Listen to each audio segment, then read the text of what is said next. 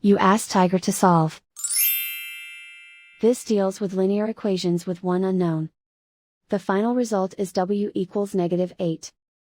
Let's solve it step by step. Simplify the expression. Expand the parentheses. Simplify the arithmetic. Combine like terms. Swap sides.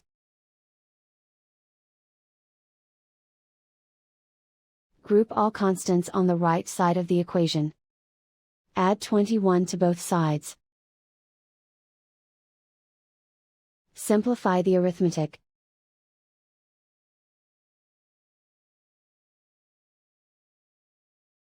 Isolate the w. Divide both sides by -4. Cancel out the negatives.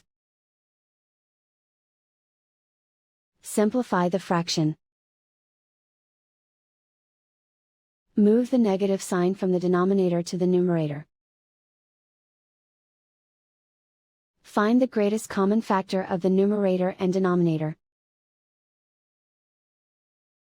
Factor out and cancel the greatest common factor.